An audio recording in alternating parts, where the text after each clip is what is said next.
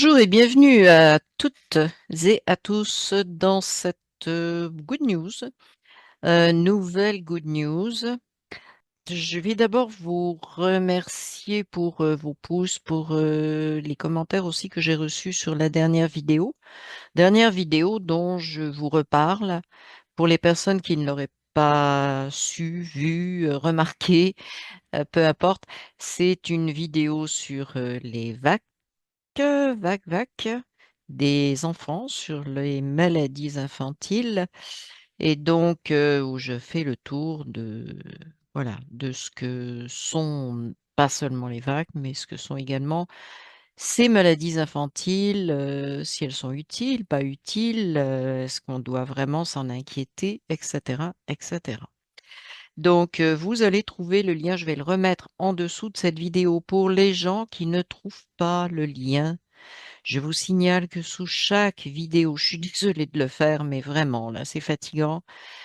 En dessous de chaque vidéo, il y a un titre et puis un petit peu en dessous, il y a ce qu'on appelle un descriptif. Il y a quelques lignes, et cetera, dans lesquelles il y a des liens. La plupart du temps, je laisse des liens. Donc j'ai laissé le lien de cette, vidéo sur CrowdBunker. Hem Donc j'ai mis ce lien-là et on me demande où est le lien. Alors, il est en dessous de la vidéo. Voilà, donc le lien va être remis. Donc pour les personnes qui n'auraient pas vu cette vidéo, je vous ai donné, le lien. J'ai fait une pré-vidéo sur YouTube pour justement que les gens aillent sur YouTube parce que c'est ma chaîne principale et que je veux la garder, mais je ne veux pas la polluer, je ne veux pas être striké. Donc le lien est là, partagez la vidéo sur YouTube pour que les gens puissent aller cliquer sur le lien en dessous.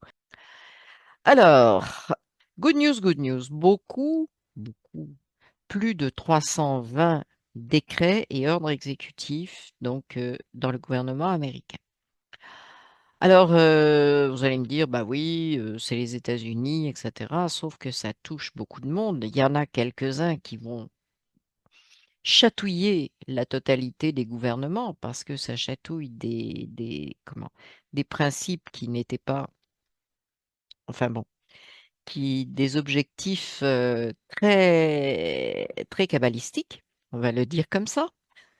Donc et qu'il y a on arrête certaines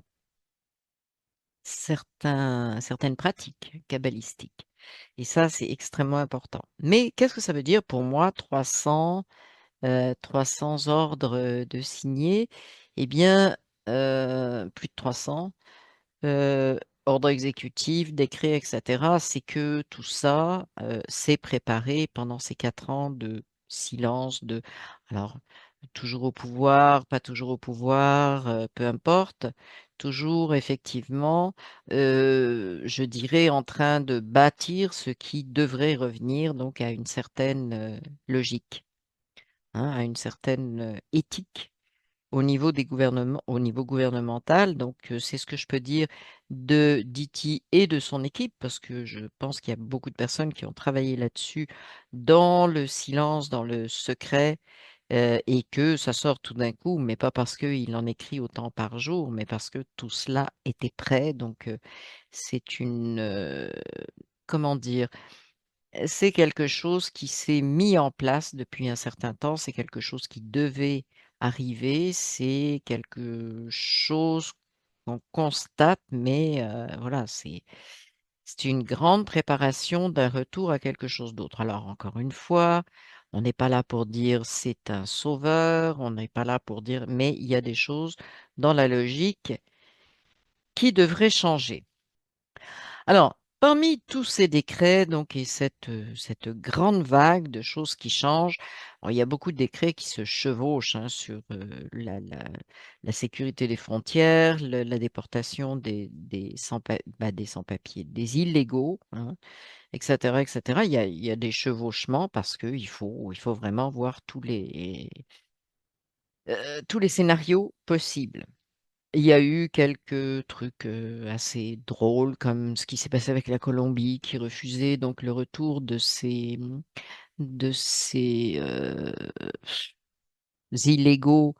On leur avait renvoyé des narcotrafiquants, je pense, c'est à peu près, à ça que ça ressemblait. Ils en voulaient pas et donc avec la menace de Trump de monter les droits de douane, de refuser les passeports et puis d'autres menaces comme celle-là, eh bien, en 1 heure, ils les ont acceptées.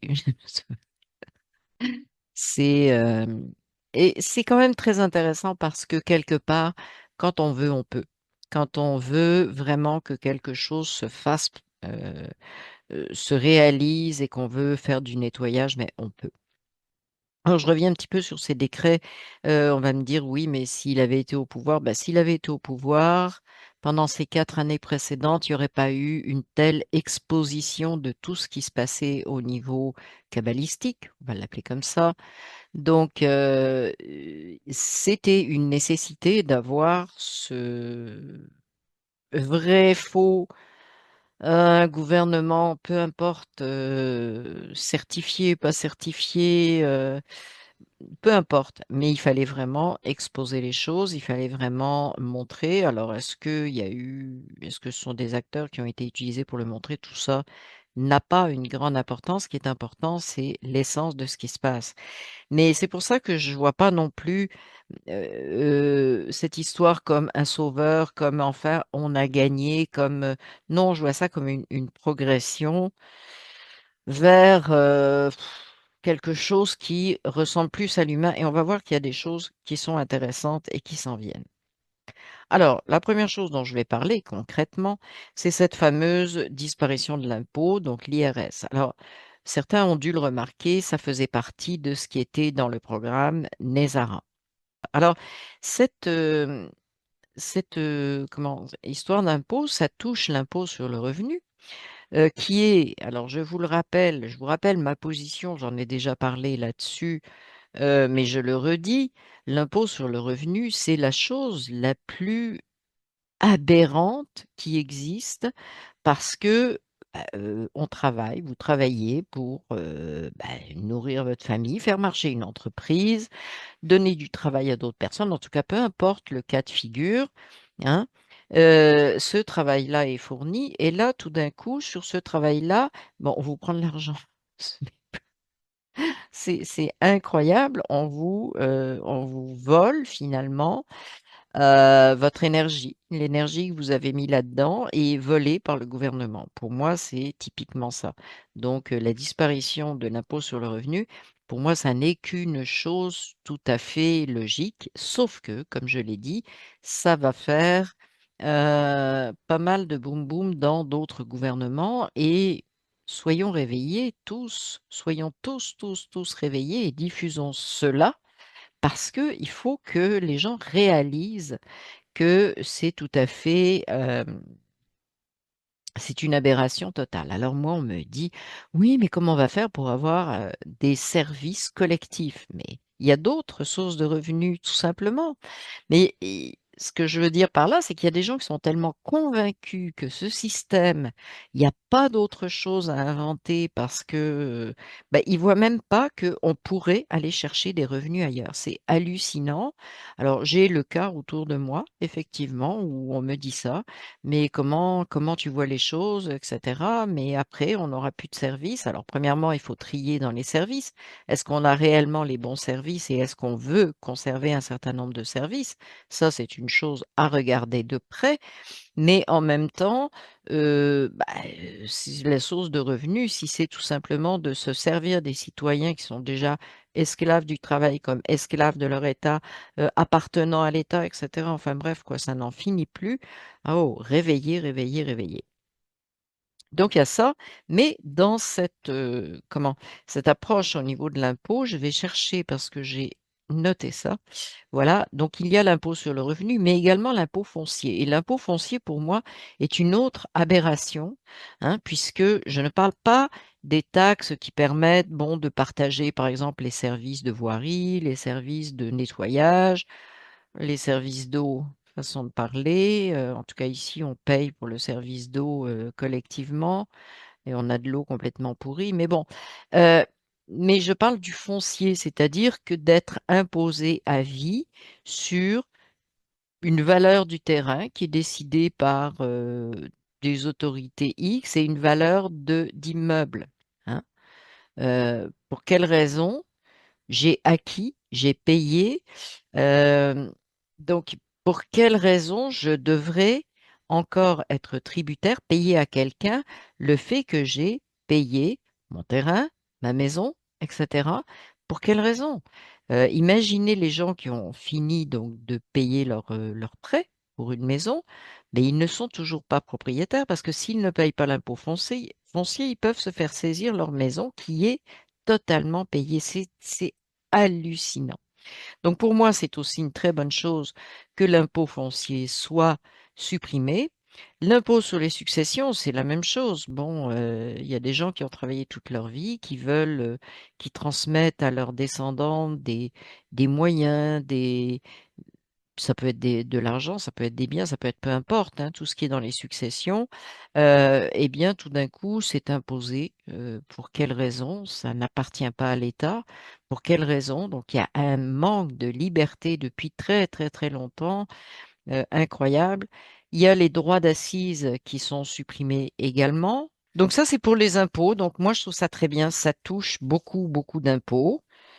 On peut discuter après de est-ce qu'on doit rester dans un monde où c'est le côté économique, le côté financier, le côté investissement, etc., qui prend le dessus.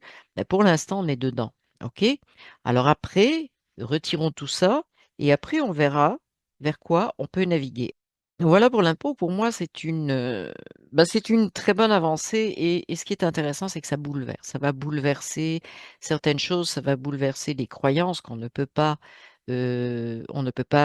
comment, avoir des revenus, des ressources d'un État en dehors de cette imposition des citoyens, c'est-à-dire de nos esclaves favoris, hein, qui sont là et qui nous appartiennent.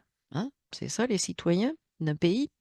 Donc, ça bouleverse cette notion-là et moi, je trouve que c'est un bon départ. C'est vraiment un gros brainstorming à faire. Il y a quelque chose de très sain au niveau de la relation à l'humain. Hein. Je ne dis pas que c'est la finalité. Ne me faites pas dire ce que je n'ai pas dit. Mais il y a quelque chose qui se dessine et qui va beaucoup plus dans le sens de l'humain que dans le sens de l'esclavagisme. Alors, il y a un truc très intéressant qui, moi, c'est que ça fait un bout de temps qu'on entend et qu'on voit et qu'on entend ce truc-là, y compris dans Q, mais pas seulement, surveiller l'eau. Alors, surveiller l'eau, surveiller l'eau. Il y a eu des hypothèses. Oh, il y a des inondations, c'est ça que ça voulait dire, etc. Surveiller l'eau, je vous réfère à CrowdBunker donc je remettrai le lien de ma chaîne CrowdBunker en plus de la vidéo sur les vagues, mais je vous parle du droit maritime. Qu'est-ce que c'est le droit maritime et le droit de la terre ou ce que certains ont traduit par droit foncier qui n'a ni queue ni tête, que moi j'appelle le droit de la terre, qui est quelque chose d'autre. Donc nous sommes sous c'est la loi maritime qui est en comment euh, qui est partout, partout sur la planète. Donc, c'est très kabbalistique. Hein, ça a été vraiment créé par la Kabbale. C'est quelque chose d'assez irréel. Je vous réfère à cette vidéo. Donc, le droit maritime, qui est la base de tous les échanges économiques, toute la vie économique, parce que même sans échange, on vit, nous, dans cette vie économique. Donc, c'est surveiller l'eau, ça pourrait. Hein, je dis bien, c'est une hypothèse que je trouve intéressante et qui, si ça s'en va dans ce sens-là, c'est vraiment quelque chose de révolutionnaire. Donc, on pourrait revenir au droit de la terre, hein, un droit et quitter ce fichu droit maritime qui nous pourrit la vie depuis les Phéniciens, si mes souvenirs sont bons, hein. Et donc ils font alors de la loi maritime découle, le fait que, nous la fraude du nom et cetera, tout ça est lié au droit maritime, hein. Alors je vous réfère à ces vidéos qui sont sur CrowdBunker dans lesquelles je parle du droit maritime, oui, de la fraude du nom. Il y a 2 vidéos là-dessus. Heu, donc allez faire vos recherches aussi, hein, parce que, hem, bah, on est des grandes personnes, donc il faut faire nos recherches. C'est ça la souveraineté également. Mais pour moi, c'est une perspective extrêmement intéressante parce que si on abandonne le droit maritime, la fraude du nom, eh ben, ça devient une fraude, effectivement. C'est révélé, malgré les avis de certains avocats français qui disent que ça n'est qu'américain. Arrêtez vos stupidités. La loi maritime, elle est partout, partout sur cette planète. OK? Donc arrêtez de dire n'importe quoi, même si vous avez des grands diplômes et des doctorats, suivez mon quart, des doctorats en droit. Parce que non, c'est pas vrai, je n'appartiens pas à un État. Or, pour l'instant, c'est ce qui arrive à toute personne. Donc, c'est les déclarations de naissance, c'est tout ça. Et c'est également le fait que nous sommes en tant qu'individus, nous faisons partie du cotage ou de la cotation, pardon, c'est le vrai terme, la cotation en bourse de chaque État, non pas État-nation, mais État, entreprise, hein, puisque ce sont des entreprises sous le droit maritime. Donc on remet en question énormément, énormément de choses. Alors surveiller l'eau, oui, oui, oui. Moi, je vais surveiller l'eau, effectivement. Alors, j'ai, autre chose d'intéressant, alors c'est cette histoire de 51e, alors ça nous concerne nous les Canadiens, mais je vois qu'il y a des Français qui réagissent à ça en disant: «Oui, mais c'est du colonialisme. Oui, peut-être qu'il y aura plus, la couronne britannique, le Commonwealth, mais c'est un colonisateur pour un autre colonisateur». Moi, je ne considère pas que ça soit de la colonisation. La colonisation, c'est d'envahir, c'est de dire: «Bah, écoute, c'est moi ici qui suis le boss, tu m'appartiens» et cetera. Là, c'est une question de choix et très franchement, en ce qui me concerne, ma décision est très claire. Si j'ai le choix, je choisis effectivement de rejoindre, c'est mon point de vue, hein, mais être le 51e État ne me dérange absolument pas. Dans les faits, qu'est-ce qu'on est? Dans les faits, franchement, tout ça est tellement, c'est un peu triste parce que, quelque part, je me dis: «Est-ce que les gens ont vraiment compris ce qui se passe dans est-ce que les gens éveillés qui réagissent comme ça de façon épidermique, colonisateur et cetera, ont vraiment compris à quel point on peut être colonisé par d'autres choses, y compris des forces, pas très, très, très joli, hein, qui nous manipule depuis des siècles et des siècles. Alors ça me fait bien, bien rire d'entendre des commentaires comme ça. Je pense qu'à un moment donné, il faut avoir une vision extrêmement globale de ce qui se passe et d'inclure des choses qui, bah, ne sont pas forcément des choses dont on parle tous les jours, hein. On ne parle pas tous les jours de qui sont les forces en arrière de nos gouvernants et cetera, hein, les vrais, vrais, vrais, qui sont même pas les banquiers, ça va plus loin que ça. Et est-ce qu'ils sont humains? Eh ben, posez-vous la question, voilà. Donc c'est ça qui est à regarder. Il faut vraiment s'élever et je pense que c'est pendant ces 4 dernières années, on a vu assez de choses, être dites, se développer et cetera, pour avoir une vision beaucoup plus élargie et voir que effectivement, le monde n'est pas ce qu'on nous a fait croire qu'il était, hein, à tous les niveaux. Donc pour moi, être un 51e état, c'est, bah, c'est parfait. Voilà, bon, alors, ceux qui aiment pas, bah, ils aiment pas. Maintenant, j'ai 2 choses dont je veux parler, alors, je ne vise personne, mais J'ai quand même lu chez des gens qui bon, voient sont très positifs sur l'avancée de ce monde, sur les changements, etc. Très techno-techno. Alors bon, là, je trouve aussi qu'il faut commencer à faire un petit peu de ménage, mais qui se laissent entraîner dans leur côté. Ah, mais tout va être beau, tout va être technologique. Et j'ai déjà été en contact avec ces gens-là qui m'ont dit, mais non, il faut pas refuser le, les choses qui avancent, etc. On peut pas vivre dans le passé. On peut réfléchir, par contre, ça, c'est pas du passé. Et je suis tombée sur un article et ça m'a vraiment choquée et j'ai trouvé que c'était révélateur. C'était un article qui disait les super pouvoirs humains grâce à la technologie. Et donc, on voyait donc, dans le cerveau, on va avoir des super pouvoirs d'ici 2030, c'est très proche. Ça me fait penser à un certain agenda, d'ailleurs, hein, alors que ces gens-là se disent tout à fait en dehors de cet agenda. Donc, super pouvoir techno, gna gna gna. Mais au-delà de ça, je me suis dit, mais qu'est-ce qu'on comprend quand on en est là?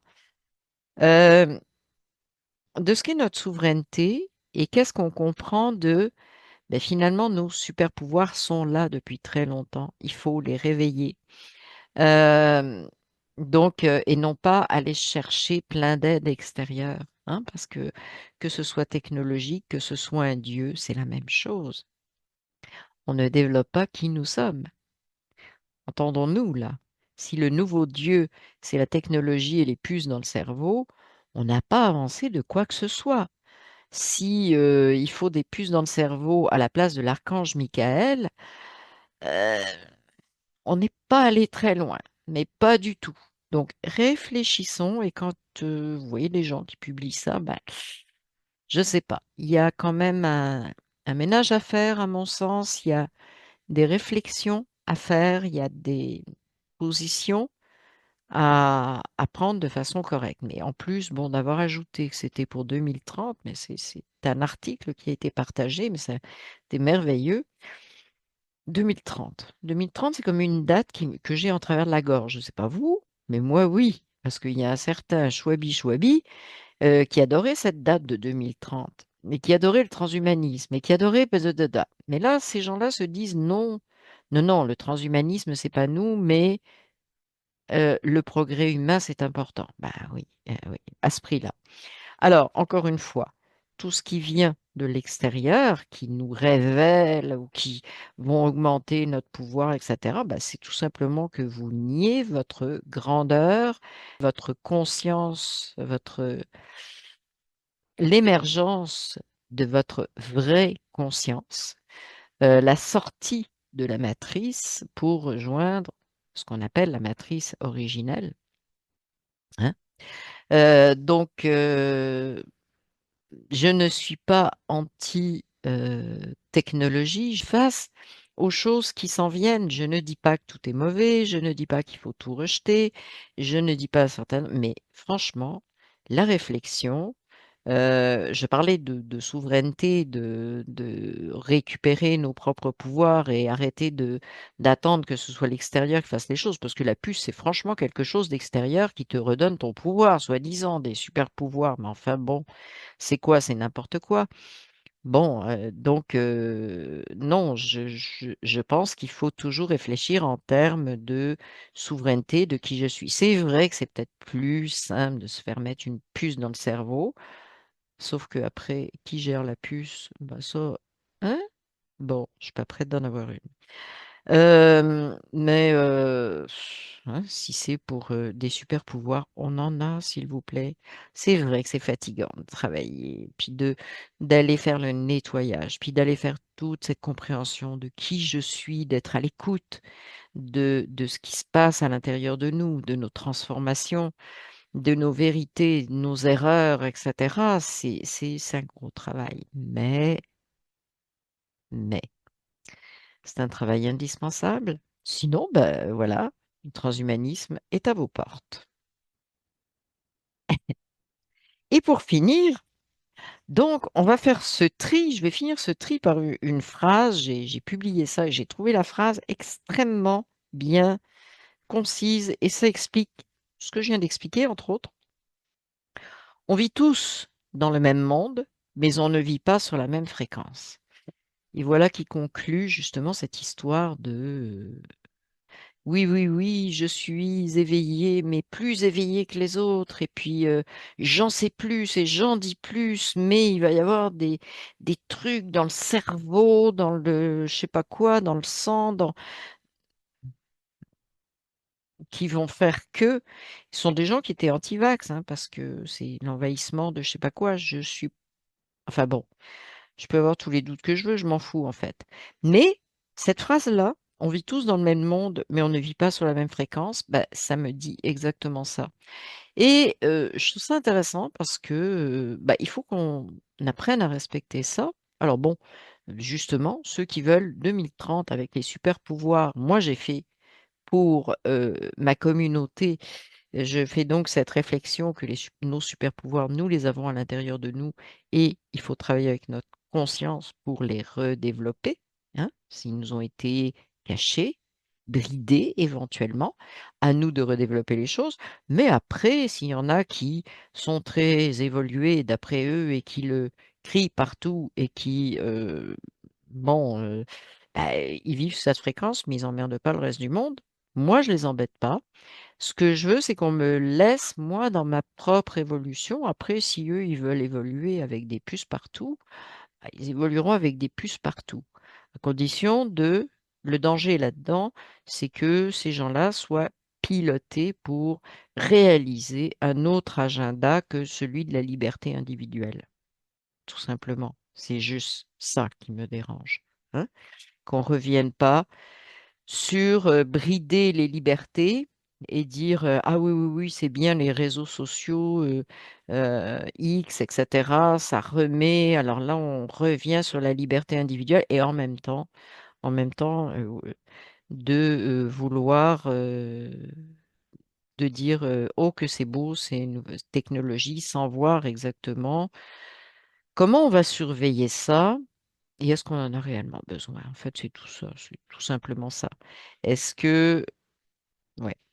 Est-ce que c'est nécessaire? Est-ce que nous sommes faits? Est-ce que le fait que notre conscience choisisse de s'incarner dans un corps humain, c'est pour vivre ces technologies-là qui risquent de déshumaniser. On n'est pas allé au bout de la découverte de notre propre humanité, humanitude, appelez-le comme vous voulez. On n'est pas au bout. Quand on sera au bout, on pourra peut-être inventer quelque chose de différent. Mais là, on est comme des enfants, c'est le b.a.-ba. On apprend tout juste à marcher avec ça. Alors, s'il vous plaît, on va commencer par apprendre à marcher, à courir, avant de voir si on peut aller à des super machins trucs, soi-disant, comme ci, comme ça. Enfin, c'est mon point de vue. Donc, j'aimerais ça que vous me mettiez des commentaires comment, en dessous de la vidéo pour me dire si effectivement vous pensez que c'est ça ou si je me trompe. Parce que pour certains, je peux me tromper et que ça va être si merveilleux d'être pucé de partout, hein, des yeux de cyborg, etc., etc., des puces dans le cerveau et pourquoi pas des puces dans les jambes pour courir plus vite que les autres, etc., etc. Bon, Robocop, quoi. Hein. Robocop, puis je fais référence à tout ce qu'on a vu dans la science-fiction qui nous montrait toujours des déshumanisés, hein, mais qui avaient l'air d'humains.